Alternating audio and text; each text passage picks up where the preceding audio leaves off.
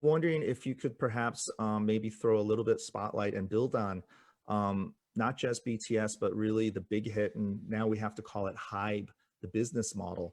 What do you think is unique, but more importantly, really innovative about the business model behind the building of BTS? Yeah, I mean, it's really tricky to talk about because we, as an insider, as a critic, journalist, or producers, we there's a kind of tendency we talk about kind of some strategy or secret ingredient to emulate and applicable to other cases. But I think one of the real success story of BTS in US, in Korea, is in their story. You know, is a story of them, story in the music. I think this whole story and narrative, I think it goes beyond the sound and visuals. So that's why I, personally consider BTS as a kind of latest evolution of K-pop, because K-pop's been around the scene for a very long time, and we already know what's the strength of the K-pop, what's the kind of commercial potential of the K-pop. Their visual, they're really well-trained vocals and raps, and the high, the top tier, artists and composers collaborated through Songcamp and others. They already established that system, in other company, SMYG, JYP. They're the front runners. But all of a sudden, Big Hit, small company, made this group. When the BTS made a debut, everybody was laughing. The whole concept, hip hop idol, was something that many hardcore hip hop fans would tease about and mock about. And the idea of bringing these two different elements together, on the one hand, there's authenticity of hip hop, and in the true believable storytelling about who you are, where you're from, who you're representing. It's definitely a hip hop thing. Then on the other hand, you definitely had a formula as a K-pop, well-trained vocal, group performance, in-house producers producing really consistent material. So they brought these two elements together successfully. But actually, nobody, I still believe that even producer Bang Xiep was doubtful whether this will work, eventually, even in the global market. But I think it also tells a lot, because we talk about strategy, company, M&A, and those kind of things. But eventually, the thing that really can move people is music and the performance, and just a little sort of difference in music and emotions within the music. So I think that the real power of BTS is their really kind of delicate, emotional, nostalgic, kind of sad music that could bring, a lot of different people together. I was always surprised by the fact that BTS has the most diverse fandoms, ethnicity, race, ages. So I think the most critical reason is that for their success, the universality of the music. So I think that's the kind of teaching that industry people maybe consider seriously, because we definitely have a system, great like connection within the business, but at the same time we go back to the basic, and we should try to make, not we, and I'm not a producer, but yeah, they have to figure out what's gonna be kind of authentic, the components that people believe that this is not a made in the factory. This is real. This is a music of actual person who sings it. So one of the interesting strategy ways of Big Hit and HYBE, when they produce BTS, is I think it's artistic freedom. They consciously allow BTS members to be part of the production, be part of lyrics writing, be part of the beat making, be part of fan engagement. Well, back before BTS, social media, everybody had a same platform, but social media is more, more of a just one of those kind of PR promotion type of hosting. But BTS uses it as a very personal platform to directly engage with fans and directly communicating with fans. So I think that little difference, I think the little like subtle different perspective of how to use social media, how to make music, how to convince fans to believe that the music is more organic, not just out of factory music kind of thing. Yeah.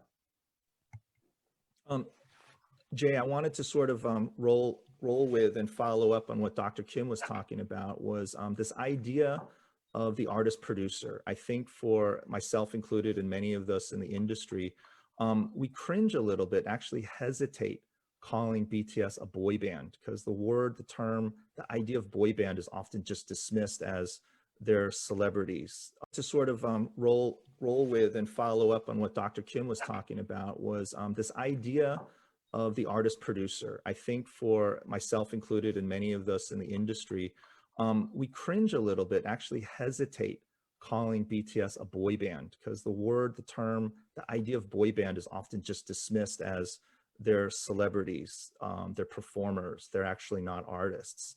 And I think, the wide appeal of BTS with particularly the fans and especially with critics is they are, as Dr. Kim mentioned and Tamar also talked about as well, is the fact that they're really actually artist producers and singer-songwriters. And often with the artists that you've worked with, that's also very much kind of a similar style that you work with and work for when collaborating with artists. I know in the West, a lot of people initially were a little bit hesitant to recognize, let alone respect K-pop, because there was this stereotype, a perception, perhaps maybe even a misinformation that somehow K-pop equals boy band, girl band, equals teen idol music, equals factory music, that this is just something that's just spit out by production houses, and in some way, shape, or form, these kids are exploited. But I was wondering, as you were producing Korean and Asian music acts, what were sort of the stereotypes that you had to confront and deal with in terms of perception related to music coming out of Asia? But more importantly, kind of your thoughts about, the rise of audition shows, because I think, that just in many ways highlights sort of kind of the dichotomy of K-pop music industry. Sure. I think, if you just look at the history of K-pop, I don't know, like even since the 90s, it's not just like a few boy bands or girl bands either. I mean, there's like literally thousands of them, right? And so to set yourself apart from them, the only way is to sort of take what's already there. You don't want to reinvent the wheel, but you take what's already there. And that was sort of my approach with Asiatics. It was to take what was already there and add certain things that people didn't like about K-pop. Number one being the fact that the perception is that there's a man in charge, like a dictator, and he just dictates everybody's music, and all the artists have to sort of go with this program. And the fact is, a lot of that is actually true in our industry. And for me, I always felt like, if the producer acted more as a mentor and sort of took the back seat when it comes to writing the music and actually had the artists participate, that would take the artists like 10 times further than trying to manufacture them. And once our music started to go to the Western market, in the Western market, authenticity is everything, right? So, if you're trying to bring a group of, K-pop bands that are completely manufactured, eventually there's going to be a backlash, right? So, and over here, even I think, even with the bands that are here, like in the 90s, whether it's like NSYNC or Backstreet Boys or whatever, everybody always felt like, oh, these guys are all manufactured, had producers write their songs, da, da, da. And that sort of carried over to K-pop as well. And BTS actually broke that stereotype and showed that, hey, you could have the lights and the glitz and be in the creative as well, like have best of both worlds, right? Like whereas before you had to sort of be the artsy fartsy or complete manufactured circus, right? So now like you could have the lights and the flair and be and respected as an artist. And these guys are actually writing the music, and they're and music is a form of expression, right? At the end of the day, like Dr. Kim said, all the marketing, mobile joke, like all that stuff is secondary. And in fact, the ones that really hit just hit naturally without any of that, really.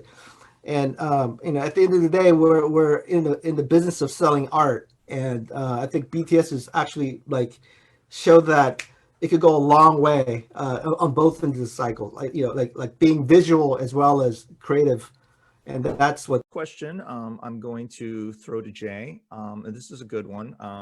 And usually this is something we talk about over soju and samgyeopsal, but we're going to have to do it dry with coffee and some snacks. But it has to do with collaborations. One of the things that a lot of people often point to in terms of the success of K-pop is the quantity, but more importantly, the quality of collaborations. And I was wondering, Jae, if you could talk about what collaborations you think make the most sense, be it creatively or commercially, and the importance of collaboration. Do you think an act can strike out solo, go on their own and be 100% successful doing it 100% their way? Or do you feel that collaboration is really a necessary stepping stone to find success in international markets? I think collaboration is, definitely a tool to use, especially when you try to introduce yourself to a new market. The best way to get yourself out there is to collaborate with somebody that's already a known name and out there. But in terms of BTS collaborations, I think it's helped the U.S. artists even more than the BTS themselves. In many ways, and I think and I think people are realizing that now. So before, I used to do collabs with artists from Asia here, all that. And in most cases, the U.S. artist has zero interest, in who the artist is. They'll just go through the motion and do it. And the only way a true collaboration can happen is when there's mutual respect, right? And only mutual respect only happens when you see a potential on the other side as well. Right. And now K-pop is getting bigger. The U.S. artists are now seeing that, like, if they collaborate with the K-pop artist or even take a picture on Instagram or something, they get, hundreds of thousands of new followers. Right. And then so now they're buying into the whole thing as well. So, and it's just like the word itself. It's a collaboration. It has to be a mutual thing, a respectful thing between two creative artists. And I think that could be really explosive. And there's been a lot of cases where like collaborations really didn't help either party, right? So, because it's just completely two different demographics and doesn't do anything for either market. But there's been some good ones.